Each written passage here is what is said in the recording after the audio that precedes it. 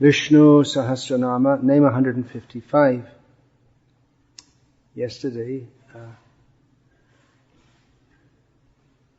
in a class after the morning class here, a class by Skype, I spoke on Vamana avatar.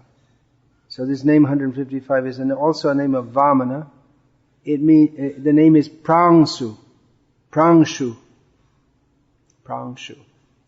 So Vamana means very short, right? And Pramsuh is another name for Vamana, which means very tall. So Vamana is very short, but he becomes very tall.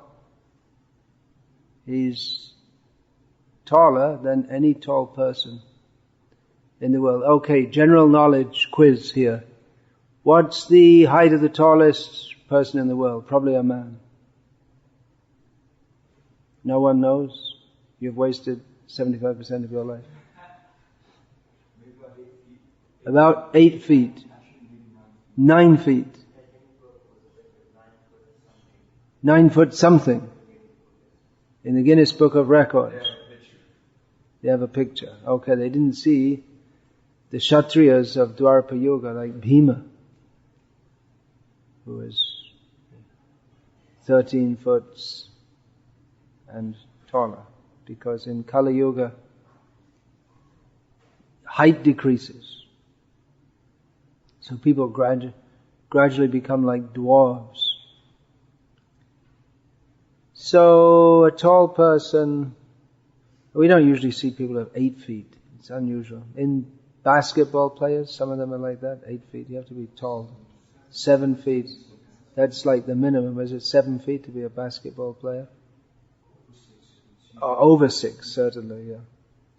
Okay, let's convert now. You see, in America we have all this feet and miles, which I grew up with, but I'm now used to kilometers and meters and all this kind of thing, having lived in metricized India for so many years.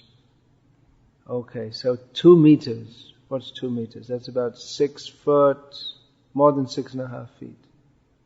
That's a pretty tall person, right? Can you imagine someone 20 meters tall?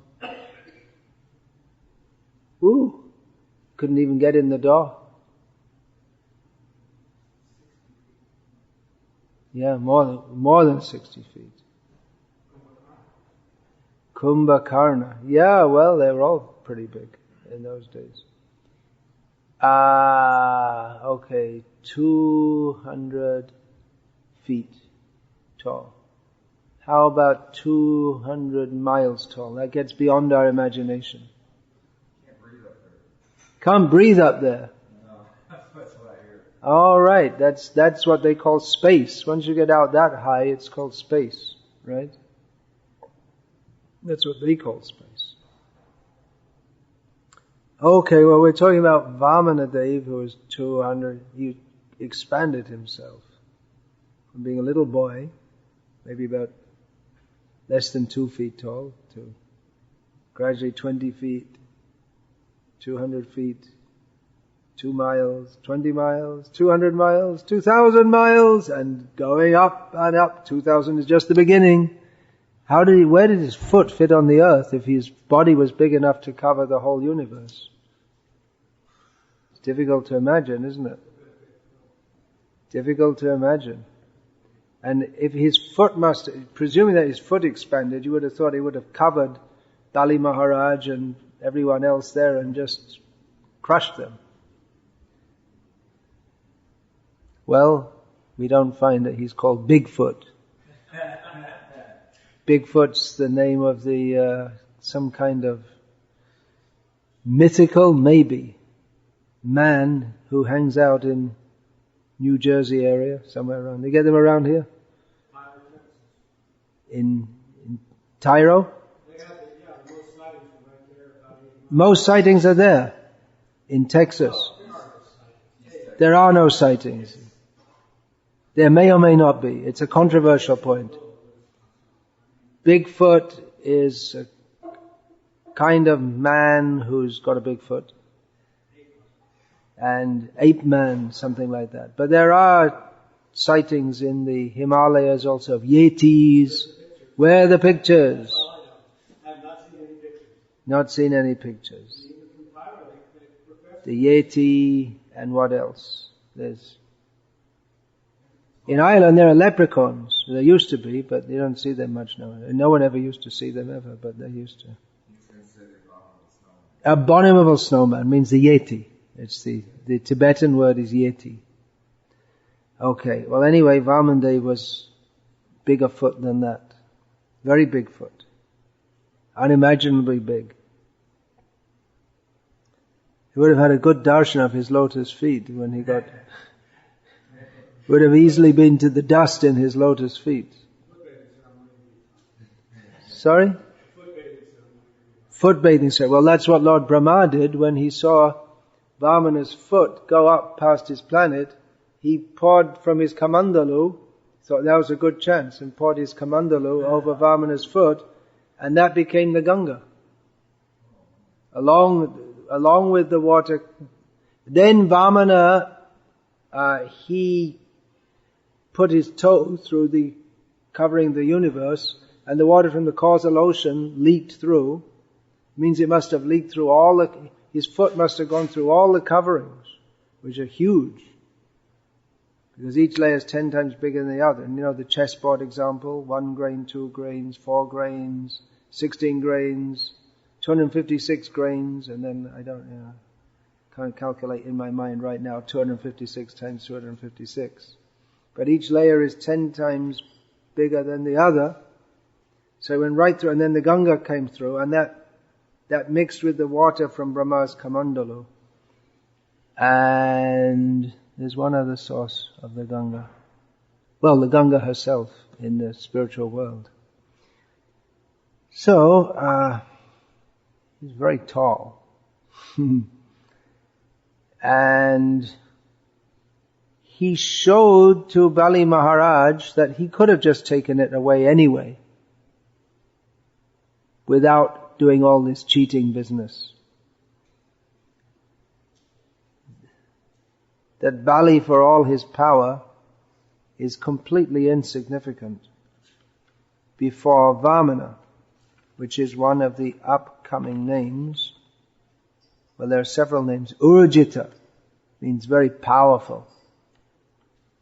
So he showed himself to be very powerful. But he's more interested in loving dealings than simply being powerful with someone. It's definitely more pleasing if you can have some kind of exchange with someone, and then what Stephen Covey calls that win-win, right? And then you both get what you need rather than just crushing them. Of course, some people take pleasure in crushing others, but such people are demons. And Vamandev, Vishnu, he's a very nice person. Even though the demons didn't think he was very nice, but that's why they're demons, because they don't think he's nice. So what do you expect from them? He's very tall. How tall can you be? Think of the tallest man, multiply that a few million times, and you get Pramsuh, Vamanadev.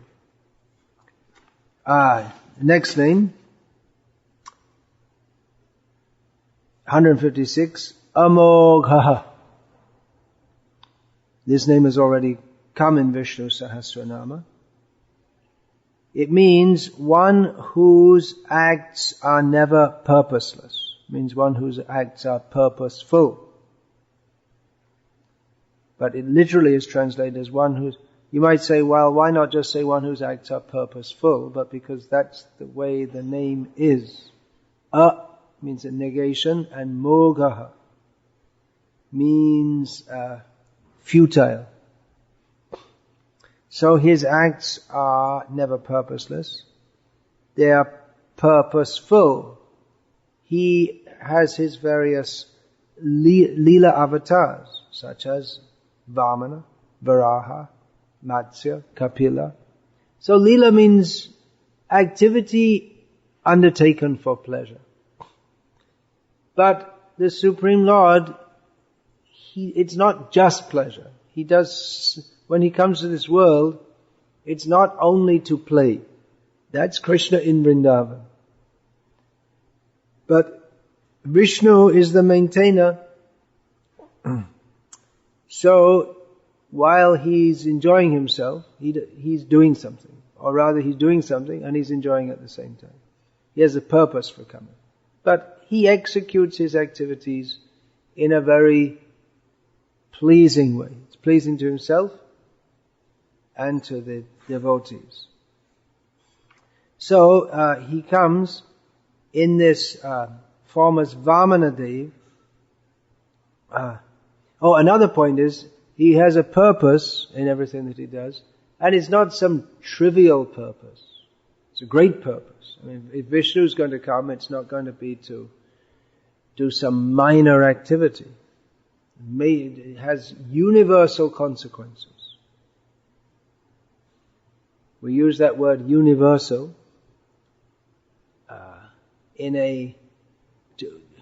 to pertain to the human situation generally. But actually universal means to pertain to the whole universe. So Vamanadev, he really had a universal purpose, taking the whole universe. Great purpose. So, he restored the order of the universe. Vamanadev restored the order of the universe by putting the demigods in control and depriving the demons of their booty, namely the heavenly planets and everything therein. And he also, although depriving Bali, but he gave Bali something better, because after all he had taken over the heavenly planet by force as a Kshatriya, which is allowed for a Kshatriya to do that. So he recompensed Bali with Sutala, which is better than Indraloka, and especially Bali, he got Vamana. He got the Supreme Lord himself. And also, there are many, many purposes. If you start to think about it, there are many purposes what that Vamana fulfilled. He showed himself to be the Supreme Personality of Godhead. He showed his intelligence to be more than that of Bali and more than that of Shukra. He demonstrated his mercy and love for his devotees, for Indra by restoring his position. Actually, that was according to the prayer of Aditi. He appeared at the request of Aditi, the mother of Indra. And he also showed his love to his devotee Bali, more mercy to Bali. He showed the futility of material conquering. That name has just come up, Vijaya, Jeta. Those two names, victory, victorious, two names of Vishnu. But any kind of conquering in this world is futile, Amoghah. Because whatever you get, you can't keep. You conquer over a planet, conquer over a country, you can't keep it. Even if your descendants keep it for some time, it will go out of your dynasty and you have to die. So many, many purposes, really. For all the, you could say that the Lord's appearance, just like in the Atmarama verse, that can be, the number of meanings can be expanded unlimitedly according to the number of Atmas.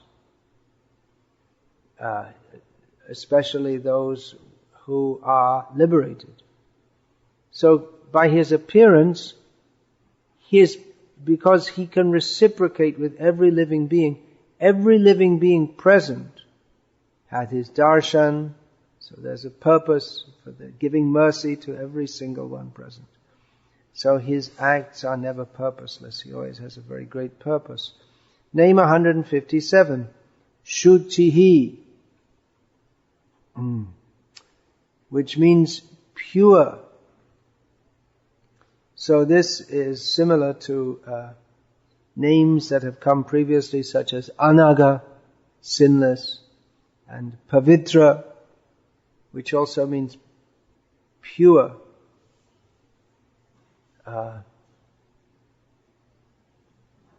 Or it means clean. Some of the commentators have given the name that he purifies those who approach him. That I already discussed under the name Pavitra. One of the commentators has given the meaning spotlessly clean. So even when he's dragged in the mud by calves, Krishna and Balaram as babies would catch the tails of the calves and be dragged in the mud. But they're always clean, or rather, they may think that having the dust of Vrindavan upon our bodies makes us more pure, not less pure. When Krishna was on the battlefield of Kurukshetra, there must have been perspiration, even though it was in December by our calculation. Which month would that be? That was early December. Which month would that be? That's in the Sanskrit. I only know the Bengali months anyway. So, but still in the daytime, the sun generally comes up. But that would be quite likely covered by a cloud, or a lot of dust would come up from the hooves and the wheels. And then there'd be blood, and that would be carried by the dust. So Krishna's transcendental form, there must have been so much dust on it. And even though it's the winter, still the sun is out generally, sometimes not. Maybe 5,000 years ago, the weather was somewhat different. But he must have been sweating. Krishna also sweats. So his form must have been covered by dust, and that's described in Bhagavatam. Indeed, that's described. But that form, even though covered by dust, always remains pure and spotlessly clean. Just as Krishna, he cannot be beautified by ornaments because he is the beauty of the ornaments. So he cannot be contaminated by anything of this world.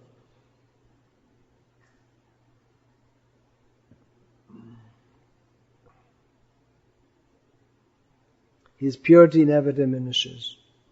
When in relation to Vamana avatar, because he's under discussion in this verse, even though it might appear that the Supreme Lord coming into this world becomes part of it, or it might appear that he became impure by misleading Bali Maharaj and cheating him and mistreating him by arresting him and tying him up. But he's always pure, which means that his actions are always beneficial. Because he's pure, even if he apparently mistreats someone, that mistreatment is for the benefit of that person.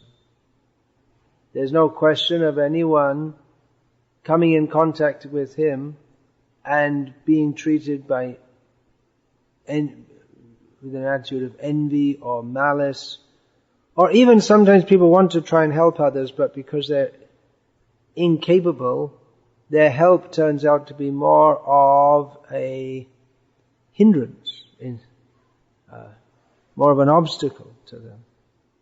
But with Krishna, we can actually say, at the end of fairy tales, they say, and they all lived happily ever after. But it's only true with Krishna.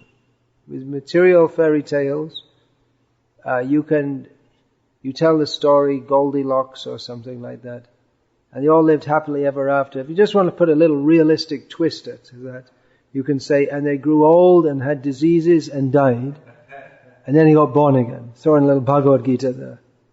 It's just fairy tale, myth. These rascals, they call the Puranas and the Shastras mythology. Because they are living in a dream world. It's fact what is there. Janma mrityu jara vyadhi. This is pointed out in Shastra. Birth, death, old age and disease. Why call it mythology? It's a fact that no one in this material world can avoid this. But they want to live in a dream world that we are improving everything by science. Even most people in the public don't believe that anymore. And still they're going on with their so-called improvements. So, Vishnu, Vande Vishnum Bhavabhaya Haram, he takes away the fear of this material world, which is characterized by birth, which means birth, death, old age and disease. It's quoting there, apapa vidham, shuddham apapa vidham. That's from the Ishopanishad.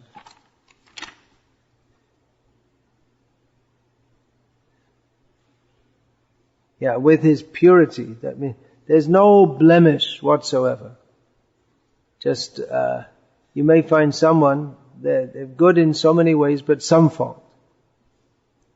Someone may be very intelligent in some ways, but stupid in other ways. We often see that. In fact, the whole material world, everyone who's intelligent, you can say they're intelligent, but they're also stupid. How is that possible? Well, it's just like someone may be a very intelligent mathematician or chess player, but he's stupid because he doesn't see the real purpose of life. It must take many intelligent people to make cartoons for the TV, but it's stupid. The whole endeavor is stupid. So, or someone may be very beautiful but stupid, that's quite common. Or intelligent but ugly, very strong body but they got cancer. So like this. But in Bhagavan there is no discrepancy. Someone may have a very beautiful body but then they have maybe some wart on their face or something like that, or sticky out teeth. In America you go to the dentist and pay a few $100s and maybe a few $1,000s and get them put in place. But with Krishna there's nothing. Nothing, no blemish. So in this way he's also pure. So devotees should also be pure. That doesn't mean we all have to go to the dentist and get our teeth put in place. But in our actions, our activities, if we simply act to please Krishna, that is pure. That's all. And anything we do outside of the parameter of wanting to please Krishna, or even if we're trying to do devotional service where we have some personal motive or personal attachment, that much we have personal motive and personal attachment, that is impure. So this should always be understood. Okay, any question about this? Yes? Oh, I had the same question yesterday. It may come twice. Well, various reasons names may come twice, 3 times, 4 times, one name comes 5 times. It may be out of the ecstasy of Bhishma Dev. He remembers the quality that is described by that name again and again. Parashara Bhatta, the Sri Vaishnava commentator, he relates the names that are contiguous or in the same shloka or close to each other. He relates them together. He sees that he interprets them so that one name is related to the name next to it. Just like these names, Pramsuh, Amoghah, Sucih, these have been described in relation to Vamanadev. So the name may be understood in different contexts with different meanings according to the other names that are close to it. That's another reason. Yes, please. That name, what was the name that they gave to Vishnu? They called Krishna in the battlefield with the blood and the dust and the horse's hooves and everything. Remembering all that? Oh, well, there are several names. One name, Bhishma, that's given there, Ratangapani is one name. That means holding the part of holding the wheel in his hand. Oh, we could look it up, but I don't have here. You remember? Any such thing? Mm-hmm. Look it up and tell us tomorrow. All right. I'm going to anyway, so I'll write it down.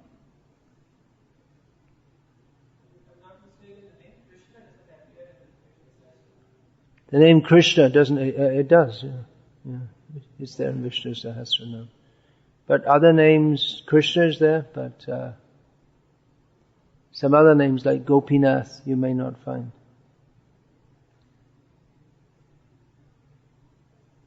These are names of most of them are not directly Vrindavan names.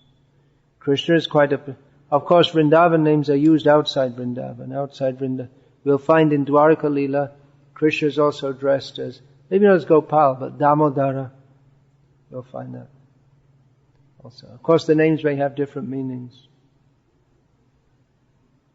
Also, outside Vrindavan. Yeah.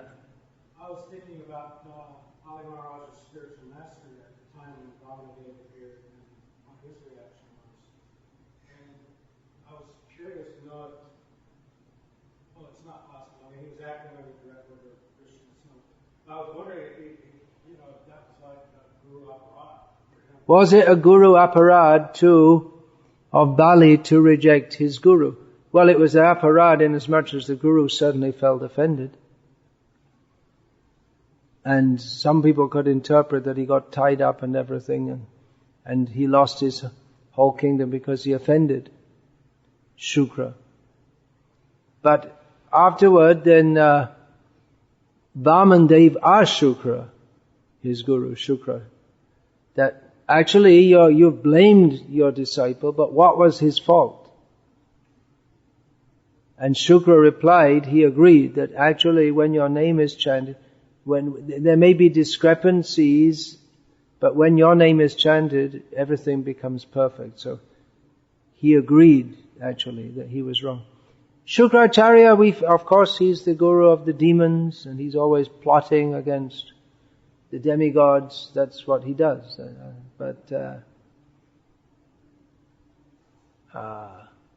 In Bhagavad Gita, Krishna identifies himself a vibhuti, or one of the opulences in the 10th chapter as Shukracharya, Ushana Kavihi.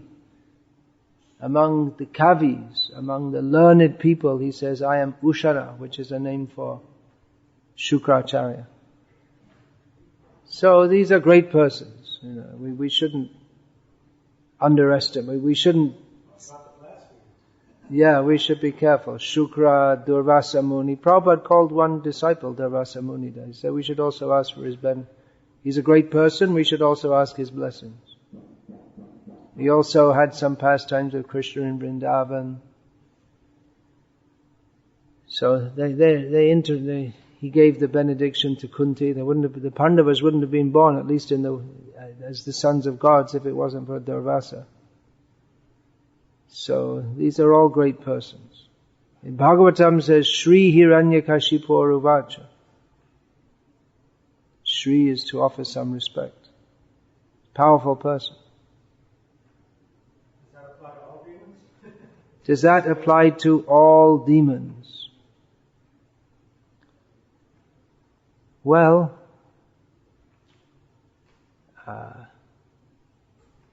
Chaitanya Mahaprabhu said to offer respect to all living beings. How we offer them respect, it may be at least with the attitude that understanding that intrinsically everyone is part and parcel of Krishna. We don't offer respect to everyone in the same way. So that's one attitude. On the other hand, we condemn the demons for being demons. We don't like Mayavadis. We respect them as parts and parcels of Krishna, but we don't like Mayavadis, people who are envious of Krishna. You know, my friend is your friend, and my enemy is your. Now your enemy. What am I saying here? Yeah, what am I saying? If they're inimical to, so your enemy is Krishna's enemy is our enemy. That's the point. So Krishna, he also doesn't like Mayavad. He's insulted. Yeah, we are our own worst enemy. But as we have taken shelter of Krishna, so we anyone who's against Krishna, we're against them. Yeah. Anything else? Ladies' side. Hare Krishna. All glories to Srila Prabhupada, Shri Gaurnitai ki jai, Shri Radha Kalachandji ki jai, Jagannath Subhadra Baladev ki jai. Hare Krishna.